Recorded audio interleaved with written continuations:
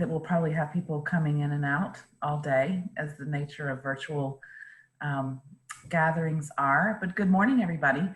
I'm Blair Denson, and I'm the Executive Director of the Virginia Partnership for Out of School Time. And we are pleased to be together today to share lots of good information and strategies for social and emotional learning. I'm joined by several folks from the Department of Education who have sponsored this event for you. And so we are most grateful for their investment in your professional development. We're also joined by some board members from the Virginia Partnership for Out of School Time and staff as well. And we're so thankful that everyone can be a part of this today. I don't know, I'm curious as to if there are some folks here. I think we all know the ground rules and ins and outs of Zoom right now, but if you look at the bottom of your screen, there's a reaction button with a smiley face on it. And I'm curious as to if there are any folks that are with us today who participated in the regional trainings that we did last year on active and engaged learning. We had 4 events last year. And I'm curious if you could just wave or do a thumbs up if you participated in professional development with VPOST last year. Anthony Tyler did, Christine did, I did, Lisa Nash, good morning, welcome back. Hi, Shireen, good to see you. So several folks have participated in professional development with VPOST before.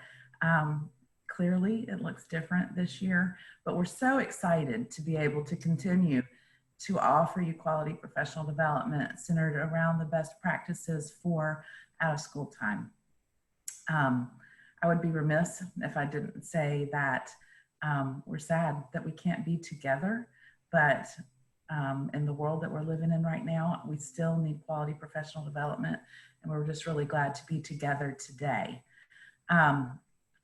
I am going to just very quickly turn things over to Christine Jones-Manaccio, who is the VPOST Quality and Professional Development Coordinator.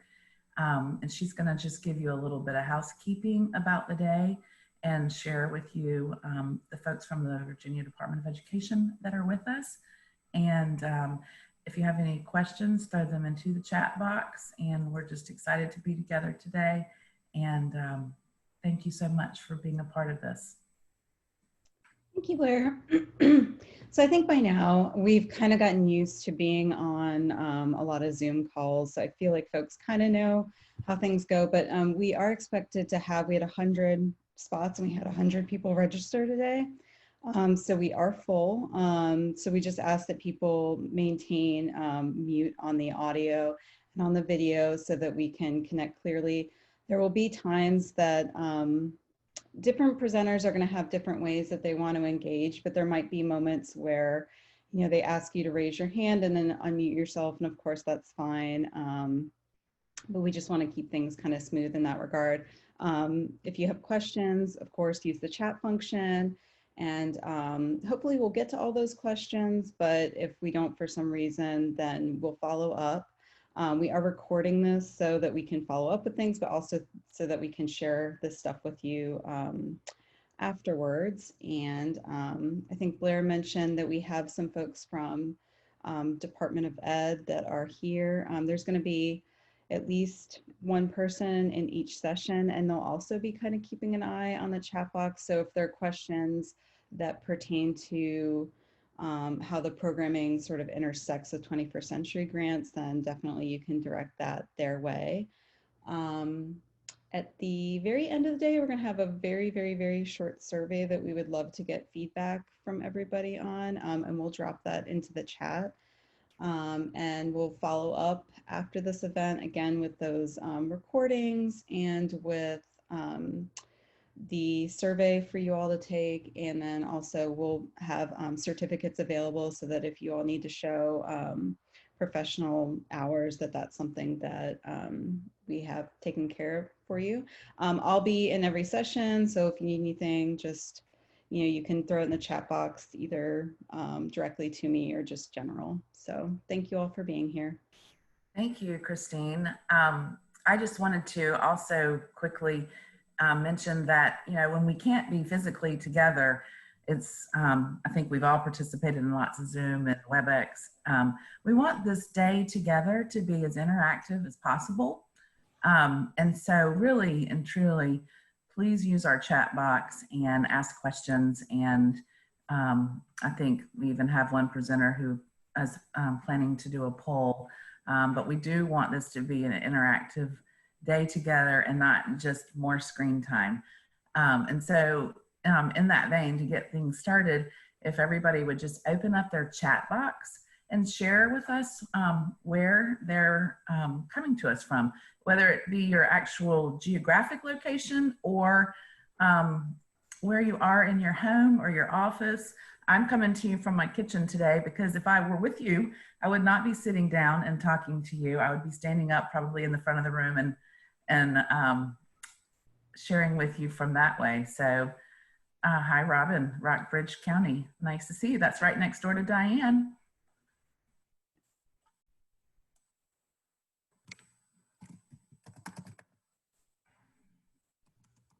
Man cave. Love it, Randall. Nice to have a man cave.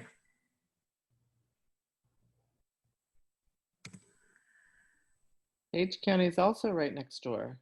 Yeah, it is. All right. Come on up. It's nice to see that not everybody's at home too. I like that. I think most people probably are, but it's interesting that some folks actually are at their school. That's exciting. I would love to be in a school right now. Well, it's nice to see everybody. Tennessee. Love that. So we have a really interesting spread of folks from all over. Dining room. So I'm in my kitchen. Yeah. Baltimore, Maryland. So we have Virginia, Maryland, and Tennessee, I see so far. Well, it's great to see everybody. Thanks for humoring me and participating. So I think this morning we're going to begin with our good friend, Chic Thompson, who, if any of you came to the VPOST conference last year, you were privileged to hear his story and learn from him. And we have developed such a wonderful friendship and worked so closely together since that time last year. And so we are going to turn things over to Chic at this time. Good. Good morning, everyone. As you know, I've always believed that life is a brainstorm, and it's really with the days of what we're dealing with right now. I started thinking about the pause button. You know, when I stream a movie, I take a break and stream a movie maybe for like 10 minutes or so rather than get that third cup of coffee. And I find that movie gives me a little jolt. But, then I press the pause button. And, when you press the pause button on a streaming movie, it stops. And then I started thinking, well, what about when you press the pause button on the human brain? Because that's sort of what's happened to some of us, if not all of us, especially as we were going through the latter part of March and early part of April, trying to work all this out. What I noticed that is when you try to press the pause button on the human mind, it starts. It starts coming up with ideas.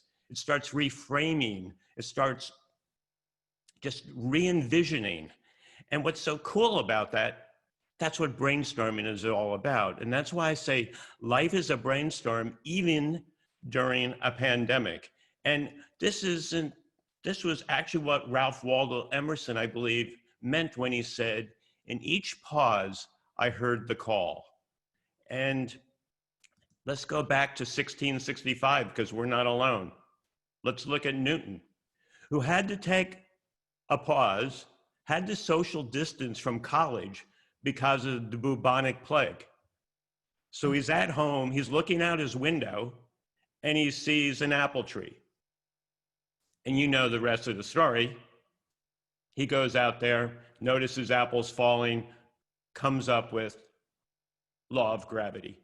So in this pause, I heard the call. So I want to start off with just take you back to what brainstorming is all about, so that maybe it will help you as you're trying to formulate different ways that we can teach, different ways that we can engage, different ways that we can feel. So what I want to start off with is a very simple brainstorm using a quiz that we had in 5th grade. So the quiz question is, how many squares are there? Now, since you had this in 5th grade, you think, well, I already know the answer to that. Well, let's go and revisit. How many squares are there? And I'm going to put on a little music right now. And when the music is over, count up how many squares, but please keep counting. Redefine what is a square. Now, the blue is a rectangle. The blue of my slide is a rectangle, so that's not a square, but just with the squares in the middle of the screen, how many squares are there? I'm going to put on a little Jeopardy music.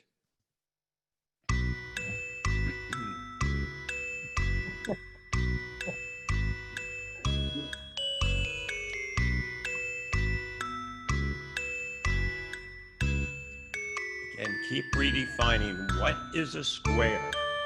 Square has 4 equal sides.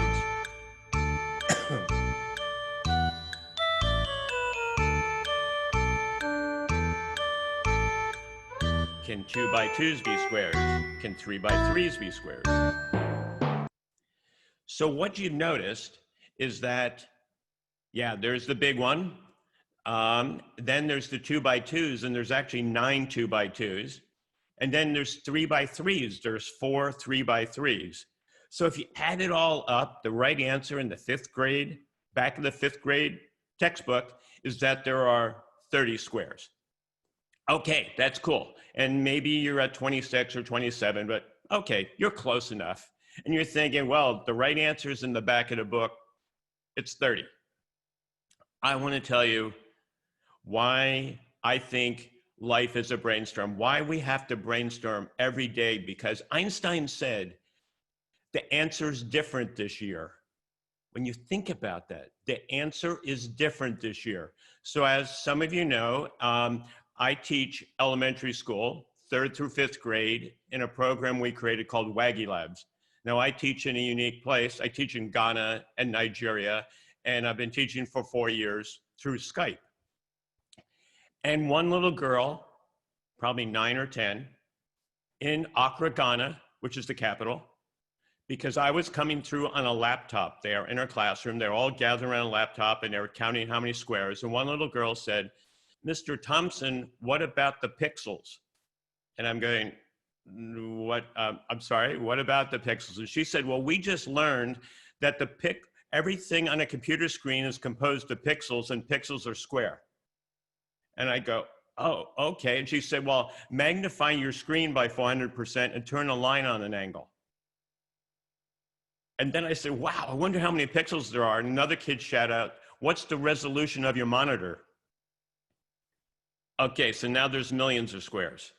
And then another kid in class said, do you have 3D on your computer? I didn't know, but he pointed out that since I had a MacBook Air, I did. And then we started calculating that out. So there are millions of squares. And remember what Einstein said, the answer is different this year. Those kids looked at that problem, those 16 squares, differently. They didn't look at it in a textbook. They looked at it on a pixelated screen with square pixels. So that's why I believe in this challenging time, this time of infinite change, that the guidelines of brainstorming, they've always been there, are really how we create our future. That we don't just look for one right answer, we look for a second and a third right answer. How we find that second and third right answer is by always looking at our challenge from a new perspective. As Einstein said, look at your problem or your challenge from a different perspective than it was handed to you. The kids looked at it digitally. Einstein points out the answer is different this year. And now I'm going to challenge my teacher, Miss Feraldi, who was my 2nd grade teacher. She used to always say, Chicky, the answer is not on the ceiling, because my eyes were always looking at the ceiling. if I had known, I could have responded back, Miss Rowley, that's where the questions are. Because that's how we daydream. We look up because it goes and it gets that visual side of our brain engaged. And the other part of brainstorming guidelines is that collaboration, of course, is key. So I want to just tell you to take you back to Miss Varaldi. It was 1955 for me. If you're doing the math, I'm 72 years old. And there's a picture of me. I was born 2.5 months premature. I had blonde hair. I was put in an incubator and a nurse said I looked like a chicken. So that's how I got my name Chic. So just so you can validate, there's the picture. I did have blonde hair. My goal in life was to be a cartoonist for Walt Disney. And that to my parents was like me saying, I want to be an NFL lineman and I'm the smallest kid in school. My parents go, look, that's going to be hard to become a cartoonist for Walt Disney. And, I didn't grow up with a lot of affluence or anything. I mean, my father has a 7th grade education, severely dyslexic. My mother did graduate from high school. I'm severely dyslexic. I don't read very well. And Miss Varelli wanted to hold me back. And she also said that if we hold you back, then you'll actually grow so that you won't be the shortest kid in the class. And I decided I didn't want to be held back. So that's when I guess I held my first brainstorm. I came up with the concept that if I get a D on everything I write, but I get an A on everything I draw, if I illustrate every book report, that's a C+, and that's good enough for me. That's passing grade. And that was my strategy all through grammar school and high school. And it worked. It worked. It didn't work in college, but it worked and it got me through school. And the reason why I wanted to be a cartoonist is that a neighbor was this cartoonist, but he was sort of a hermit. He was a recluse. He had a pink stucco home, and the kids all said it was haunted. But hey, to me, that's the challenge. So I had to meet him, and his name was Rube Goldberg. I don't know if any of you ever played the Mousetrap game, but he invented that along with drawing weekly cartoons. And Rube drew me a cartoon when I was 10, there you'll see. And he taught me one of the most important lessons, which I didn't even know the word brainstorming back then, but to me of life. I said, Mr. Goldberg, how do you come up with your ideas? And he said, the average person in life wants to go from A to B as fast as possible. He said, I want to go from A to B using all the letters of the alphabet. I'm going, whoa. And that's how he designed his contraptions. I mean, and it was just this amazing thing to watch this man, but I didn't truly realize what going from A to B using all the letters meant until I saw this graphic one day, many years ago. And this was what a lot of people think success is. It's let's go from A to B as fast as possible, and it's this upward arrow. And all I can tell you is that's not my life. That's my life. I've had a lot of detours, a lot of caution signs, a lot of stops, a lot of pivots. And you know what's made the difference? And this is why I believe life is a brainstorm, is that every once in a while, you've got to brainstorm because you've hit the wall. That pause button has been stopped. You're out of the job. You can't go into the office. What have you? And my point is that when you hit that wall, that's when what I believe events, emotions, and experiences can collide. I call them creative collisions, can come together and make the difference in the rest of your life. And I want to, of course, teach by example, is that I told you my cartooning strategy worked okay in high school and grammar school, but it didn't work very well at University of Delaware. You'll see my grades. They started off not too good, and then they got worse because it was large class size. As I said, I can't read. And I couldn't draw cartoons, which is all I've wanted to do my whole life. So my advisor then told me, everyone that goes to the University of Delaware wants to work for DuPont. And my advisor said to me, you will never get a job at DuPont. This was my first year of undergraduate because of your grades. And I wanted to become a chemist. I was a chemistry major, a math major. I wanted to become a chemist. And my advisor said, all chemists at DuPont are required to have 2 years of German because all the chemistry research was in German. And he said to me, you can't pass German, you even failed English. So I could never get a job at DuPont. Okay, what am I gonna do? So I dropped out of school. I went and worked on the assembly line for 2.5 years. And in 1969, I won the Vietnam lottery for enlistment in the Army. They did a lottery, they had ping pong balls pop out, and by birthday month, my birthday came and I was number 153 and they took up to 157. So I was ready to go to Vietnam. And my bags were packed. I said goodbye to my friends and I failed the second round medical physical because I have a bad autoimmune system. They found out that I've had an autoimmune challenge and double inguinal hernias. And so I failed the physical. I'm driving back to my apartment thinking the Army doesn't want me, Delaware doesn't want me. And I went to a bookstore. As I said, I don't read. And I picked up a book that changed my life.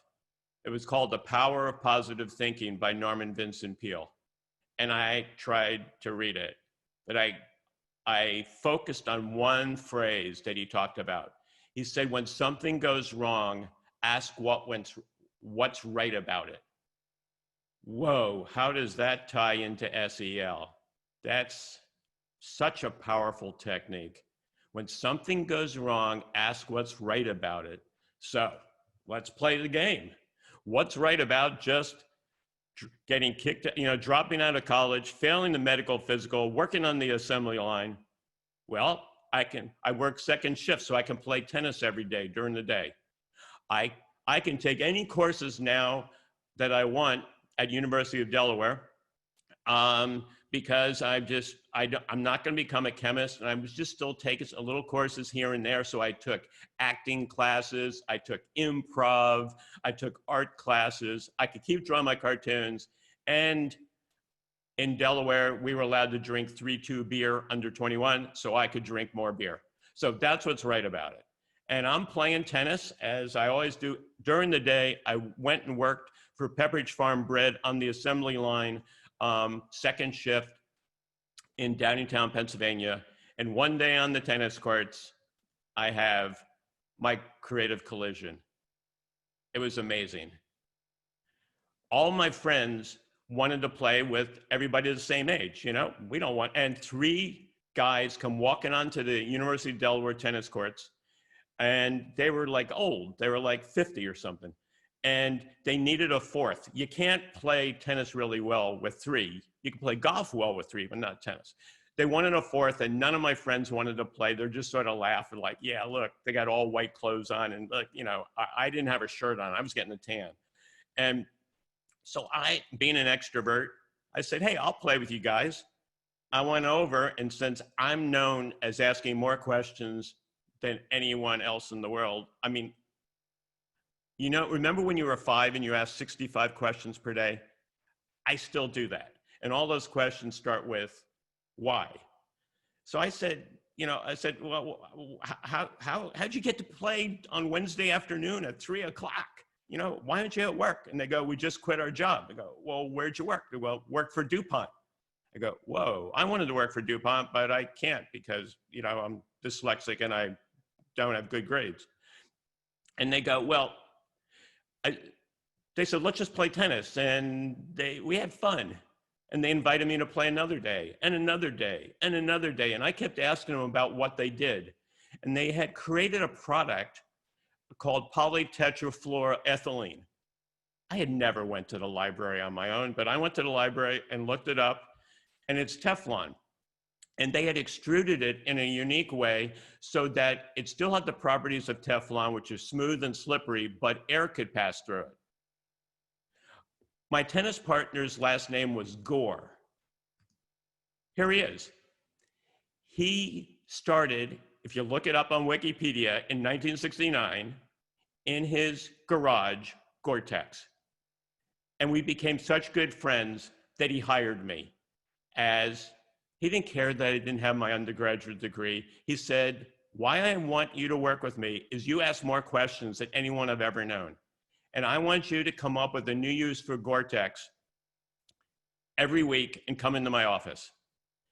And I didn't know that that's what brainstorming was, but that's what brainstorming is.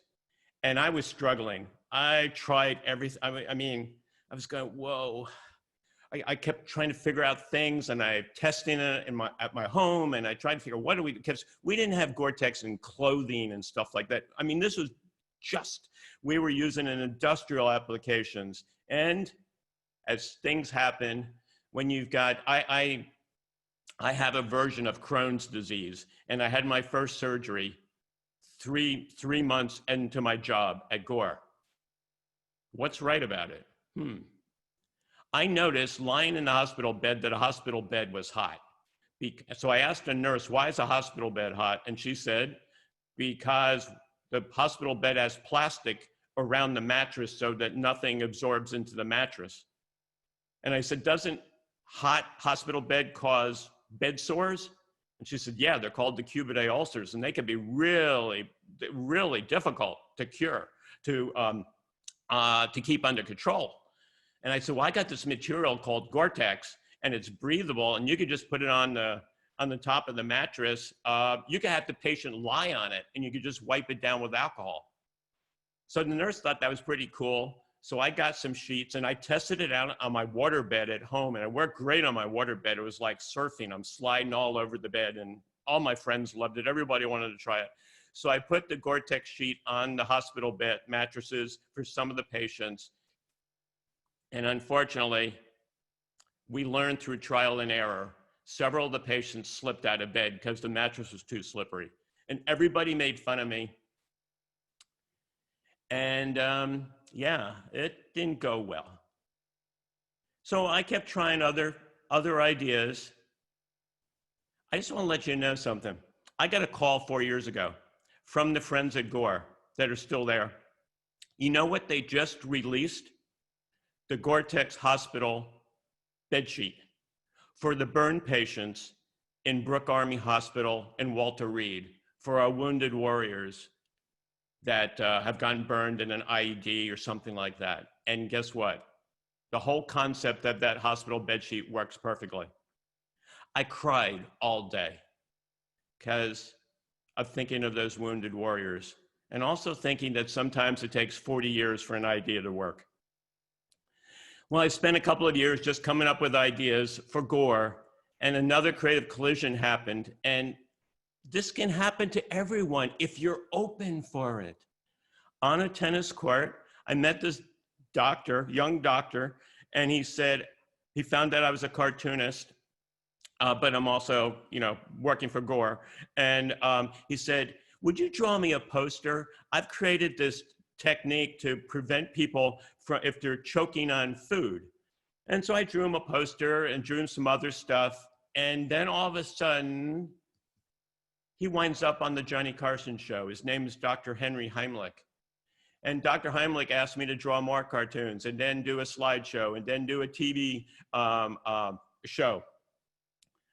I started drawing cartoons for Dr. Heimlich, and my creative collision happened.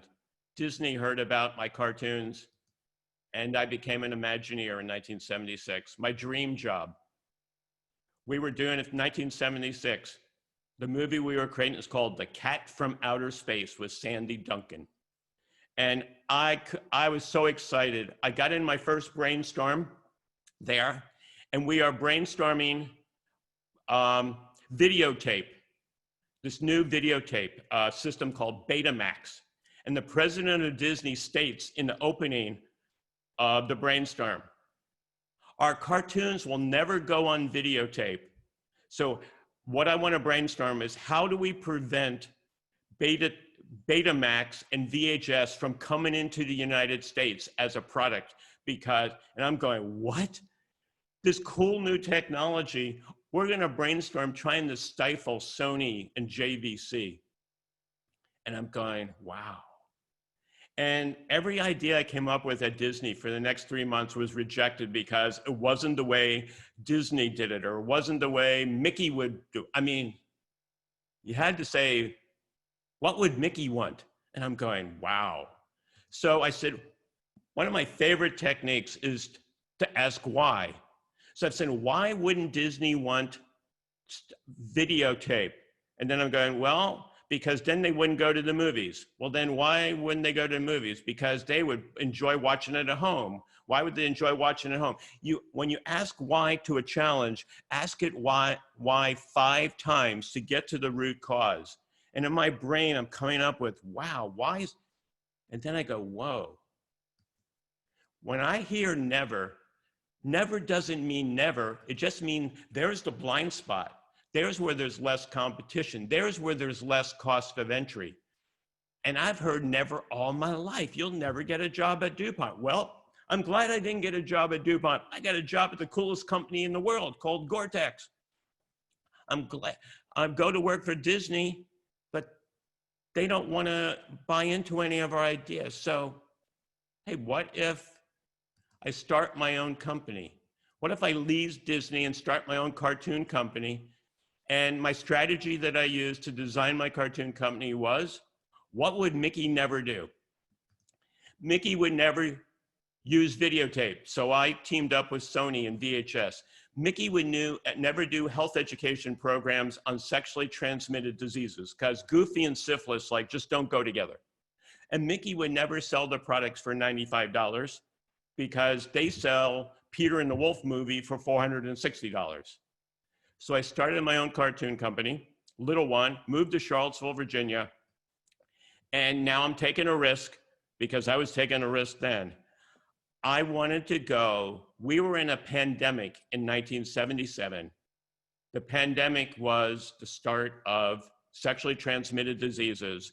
And so I talked with a bunch of the doctors and they said, the first thing we've got to do is we have to teach men to wear condoms. And I'm going, okay, so they said, would you do a cartoon program? So I did this, my first animation was for Dr. George Deniston. And there it is. I'm taking a risk showing this. It was called Peter Rises Again. And it was a 30-second animated movie. And it was shown all over the world. And then my second movie was called Herpy, the new VD around town.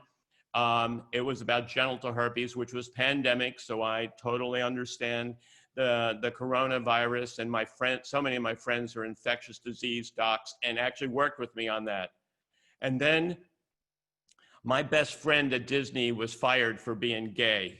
So I always wanted to do a movie about what it was like being gay. And it was for my friend Mike. So I did a movie called Rolling with Love. I teamed up with Rita Mae Brown and a number of other folks here in Charlottesville. And Rita Mae and her significant other was Martina Navratilova, the tennis player. They told me about their friends that were dying in San Francisco. So we did the first educational program on AIDS in 1982.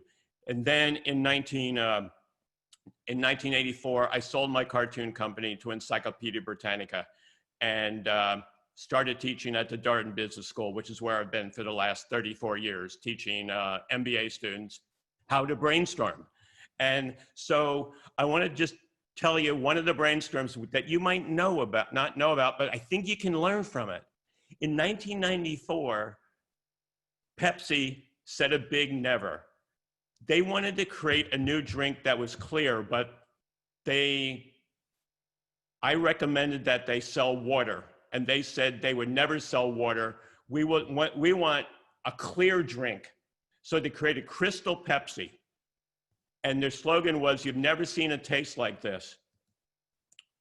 And then Homer Simpson called it Invisible Cola, and Jon Stewart called it Crystal Meth Pepsi. And Pepsi pulled Crystal Pepsi off of the market and called me back up and said, okay, we still are not going to do water like you're suggesting. I mean, what we wanted in 1994 was water.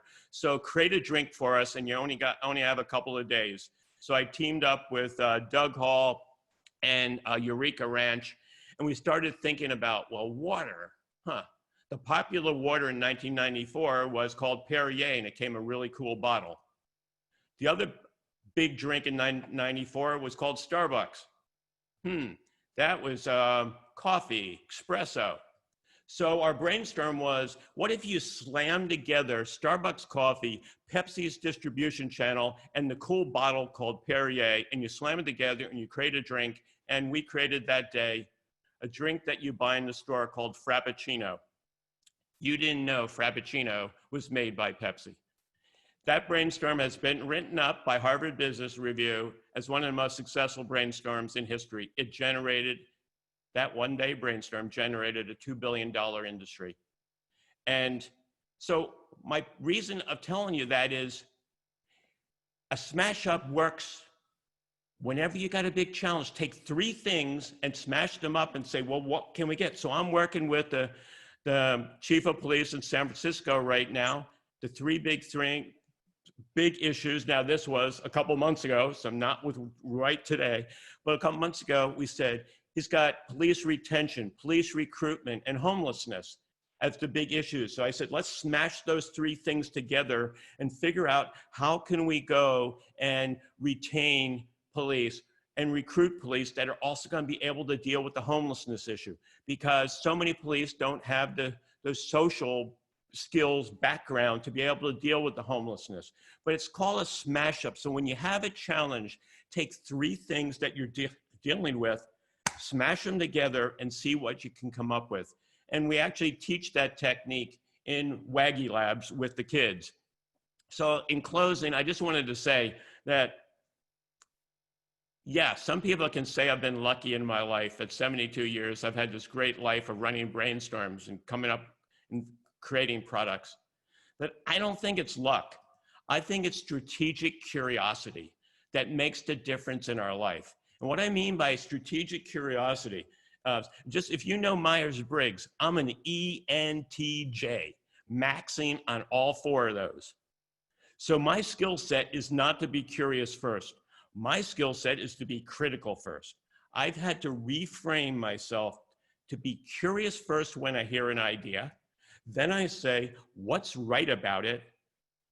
And then I'm critical second. Because I can see the value of the idea before I start criticizing it. What I've timed things, and I've noticed, and in a brainstorm, once somebody throws out an idea, within 15 seconds, people will start telling you what's wrong with it. I would say, for those first 15 seconds, tell people what's right about the idea. Also, I think every kid, every teacher should take an improv class. I went to Second City and took their class. And we learned the yes and game. You start with an idea, somebody throws an idea, you play with it, and you build on the idea, and then when you want to stop the idea, you can say the yes, but. So an improv is an invitation to have a dialogue. I think brainstorming is just really good improv. So as I wrap up, Einstein never ever said he was creative. Einstein always said he was just passionately curious. And he said the passionately curious person is the person, when they're looking for the needle in the haystack, doesn't stop when they find the needle. They look for everything in the haystack that can act like a needle. So our kids are passionately curious, aren't they? They'll sing, dance, draw, and show you all their moves. But what about us?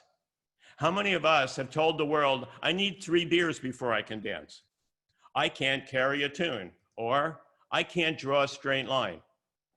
To tell the world that you're not an artist. Well, I am an artist and I can't draw a straight line. That's what a ruler is for. So my point is, I think we need to go and do a little exercise.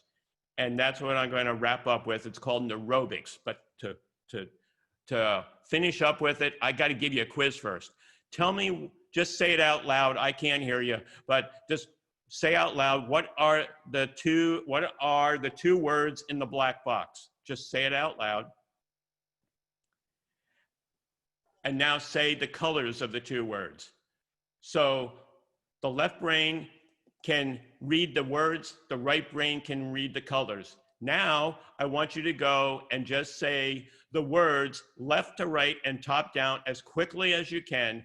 The words, just do it as quickly as you can. Go. Read the words, not the colors, left to right.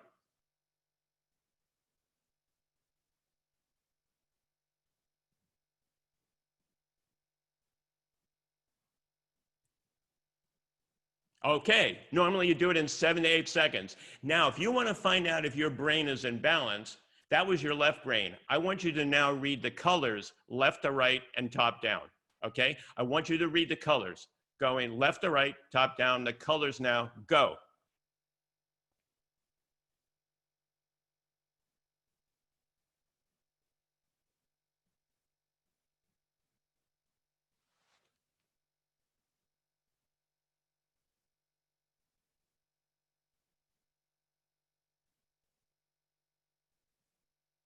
I'm giving you extra time.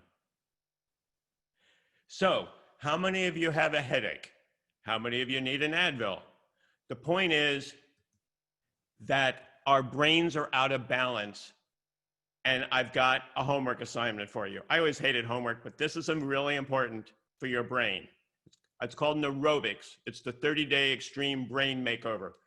So it probably took you around 18 seconds to read the colors because your brain is out of balance. Your right brain has more atrophy and start getting in an argument. So here's what I recommend you do over the next 30 days. One, you got to fight what I call mental sweatpants. The right brain has so atrophied. That's what I call it's happened to the right brain. And the way you fight that is when you're able to go out, drive to and from work a different way every once in a while. It will actually make your drive safer. Use the mouse with your other hand. Maybe 1 week right-handed, next week left-handed, right-handed, left-handed. It will balance out. Also, it eliminates carpal tunnel. Listen to a new radio or TV station every once in a while. When you get in your car, don't just press that button where you pre-program button to 6 stations. Spin the dial. Move utensils to a different drawer in your kitchen. Maybe this is the reason I'm divorced, but every month or two, I move my cooking utensils to a different drawer because then I go and look to the wrong drawer and that keeps my brain alive. When you go into a grocery store, don't just go the way you always do. Start in the middle. Challenge yourself. And if you're picking up a magazine in a doctor's office or a Jiffy Lube or someplace, look through the magazine backwards first. That's what I tell kids that are struggling in school in reading. Look through the article that you have to read or the chapter backwards first. Look at the pictures and then try to read it left to right. It definitely has helped me. So, in closing, curiosity starts by asking great questions. I just want to close by telling you my favorite question to ask is why. And see, you notice that we asked why 65 times per day at 5. We only asked 41 questions per day at 8, 6 questions per day at 44, and we don't start asking why again until we've retired. And that why question is, why did I walk into this room? Which adds no value to the world. So start asking questions. And my favorite question for you to ask is not just why, but it's also, what would I never do? So challenge your family as you're planning out this summer. I just got challenged to make a list of 5 things that we would never do this summer together. Or what books would I never read? What course would I never take? If I'm designing a curriculum for my kids, what would I never put in that curriculum?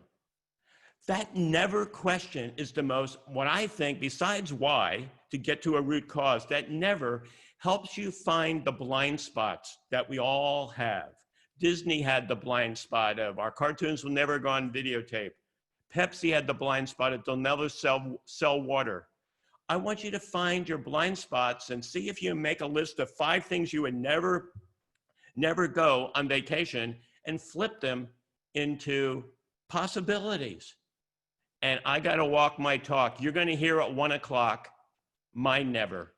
When I was 65, 7 years ago, I said, what would I never do in retirement?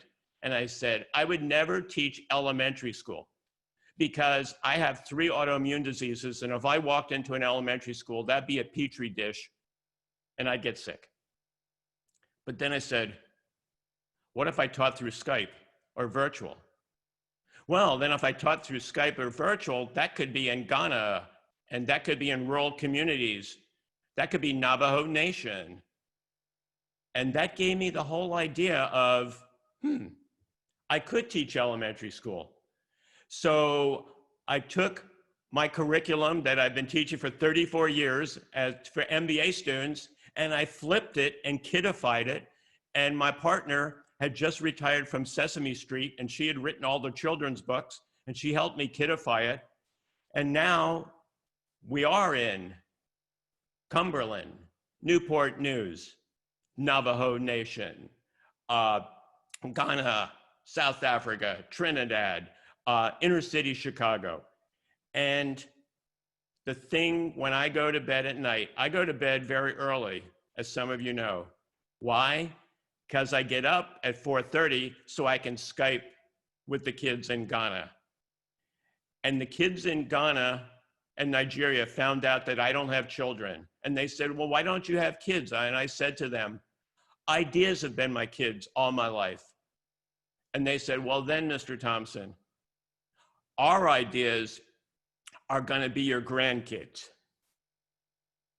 So the never to me, I would never teach elementary school has flipped to my blind spot. I didn't think I had kids. Now I've got thousands of kids' ideas, and that has changed my life. So ask, what would you never do? Ask why. And as Plato said so well, Plato said, human beings all strive to achieve immortality. And there's 3 ways to achieve immortality. One way is by having children. Second way is by planting trees. And the third way is by creating ideas and help make them happen. Go forth, achieve immortality. God bless. Thank you.